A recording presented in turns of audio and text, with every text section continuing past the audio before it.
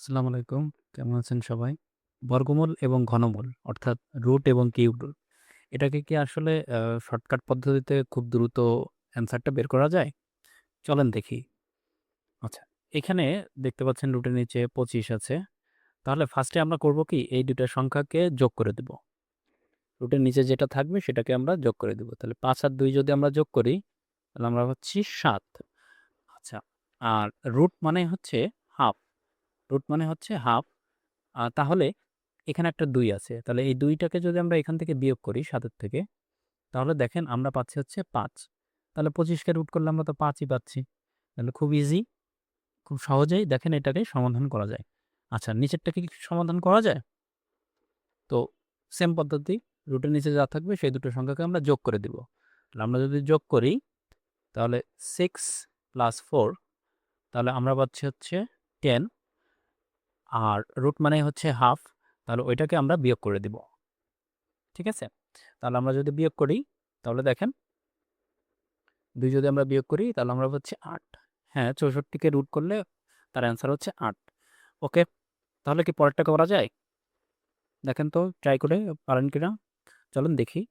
তাহলে 2 প্লাস হচ্ছে 8 প্লাস হচ্ছে 9। তাহলে এটা যদি আমরা যোগ করি তাহলে হচ্ছে পাচ্ছি আমরা ১৯। তাহলে ১৯ থেকে যদি আমরা রুট আছে, তাহলে রুট মানে ২। তাহলে ২ যদি আমরা বিয়োগ করি তাহলে আমরা পাচ্ছি ১৭। দেখেন ১৭ করে রুট ২৮৯ কে যদি আমরা রুট করি তাহলে আমাদের অ্যান্সার কিন্তু ১৭ই আসতেছে। আচ্ছা, তাহলে কি কিউব রুটকে কি এভাবে সমাধান করা যায়? হ্যাঁ, কিউব রুটকেও এভাবে সমাধান করা যায়। এই একই ফর্মুলায় কিউব রুটকেও সমাধান করা সম্ভব। তাহলে কিভাবে? তাহলে দেখেন সেম পদ্ধতি, আমরা রুটের নিচে যা থাকবে সেই সংখ্যাটাগুলোকে যোগ করে দিব। তাহলে 1 প্লাস 2 প্লাস 5, তাহলে কি হলো? তাহলে ৮। আচ্ছা, ৮ এর থেকে এইখানে যে থাকবে কিউব রুট যেহেতু আছে সেহেতু দেখেন এখানে একটা ৩ আছে। তার মানে ৩ বিয়োগ যাবে। ৮ এর থেকে যদি আমরা ৩ বিয়োগ করি তাহলে আমরা পাচ্ছি হচ্ছে ৫। তাহলে কিন্তু ৫ এর কিউব করলেই কিন্তু আমাদের ১২৫ আমরা পাচ্ছি। তাহলে দেখেন খুব ইজি ওয়েতে কিন্তু আসলে এগুলো সমাধান করা যায়। খুব ট্রিকি একটা জিনিস, তাই না? আচ্ছা, তাহলে পরেরটা যদি সেম পদ্ধতিতে আমরা কাজ করি যে 2 যোগ 1 প্লাস 6, তাহলে আমাদের আসতেছে হচ্ছে 9 থেকে যদি আমরা 3 বিয়োগ করি তাহলে দেখেন আসতেছে 7। তাহলে 7 কেই কিন্তু কিউব করলেই কিন্তু আমাদের ২১৬ই কিন্তু পাওয়া যায়। তাহলে খুব ইজি পদ্ধতিতে দেখেন এই ট্রিকটা ইউজ করলে আপনারা খুব সহজেই কি করতে পারেন? রুট এবং কিউব রুটকে ক্যালকুলেটরের চেয়েতে খুব দ্রুত আপনি সমাধান করতে পারেন। কিন্তু এত খুশি হয়েন না, এটা কিন্তু শেষ না। ভাই, এই জিনিসগুলা কিন্তু সকল ক্ষেত্রে প্রযোজ্য নয়। আমি বলছি, আবারও বলছি, এটা কিন্তু সকল ক্ষেত্রে প্রযোজ্য নয়। এখানে দেখেন আমি অল্প কিছু সংখ্যক নাম্বার এখানে কিন্তু নিয়েছি। এছাড়াও কিন্তু আরো অনেক বর্গ সংখ্যা আছে, ঘন সংখ্যা আছে। যেমন ধরেন ১৪৪। ১৪৪ কে যদি আমরা এই ফর্মুলাতে ফেলাই, তাহলে আমাদের কি আসতেছে? তাহলে 1 প্লাস 4 প্লাস 4, তাহলে আমাদের আসতেছে হচ্ছে ৯, আর রুট মানে হচ্ছে আমরা বলেছি ২। তাহলে ২ যদি আমরা বিয়োগ করি তাহলে আসে ৭। কিন্তু ৭ কিন্তু এটার অ্যান্সার না। ১৪৪ কে কিন্তু রুট করলে সেটার অ্যান্সার আসে কিন্তু হচ্ছে ১২। সেটার অ্যান্সার আসে ১২। সো এই ফর্মুলায় কিন্তু আপনার এটা কাজ করতেছে না। ঠিক অনুরূপভাবে কিউবের ক্ষেত্রেও কিন্তু অনেক সময় এরকম, অনেক সময় বলতে কি অনেক সংখ্যা আছে কিউব যেখানে আপনি কিন্তু এই ফর্মুলাটা ইউজ করতে পারবেন না। যেমন আরেকটা দেখি কিউবের ৫১২। আচ্ছা, ৫১২ সেম ফর্মুলায় আমরা যদি ইউজ করি তাহলে 5 প্লাস 1 প্লাস 2, তাহলে হচ্ছে ৮। ৮ এর থেকে যদি আমরা ৩ বাদ দিই তাহলে আসতেছে ৫। কিন্তু এটা কিন্তু ৫ এর না, এটা কিন্তু ৫ এর কিউব না। ৫ এর কিউব হচ্ছে ১২৫। আমরা আগেই দেখে আসছি। ৫ এর কিউব হচ্ছে ১২৫। সো আপনি কিন্তু এই ফর্মুলাটা ইউজ করে সকল প্রশ্নের উত্তর দিতে পারবেন না।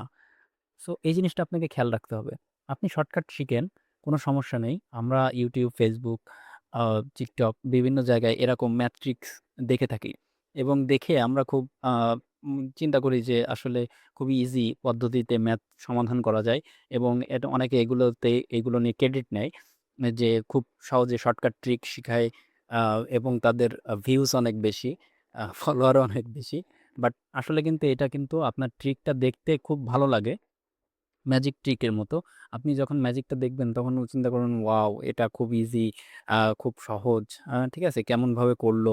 দা খুবই, খুবই আমি চেষ্টা করলেও হয়তো পারবো। হ্যাঁ, পারবেন ঠিক আছে। বাট সকল ক্ষেত্রে প্র্যাকটিক্যাল লাইফে কিন্তু এটাকে আপনার কাজে লাগবে না। দেখা যাচ্ছে অনেক পরীক্ষা আছে, বিশেষ করে এমসিকিউ পরীক্ষায় আপনাকে খুব দ্রুত জিনিসগুলোকে সমাধান করতে হয়।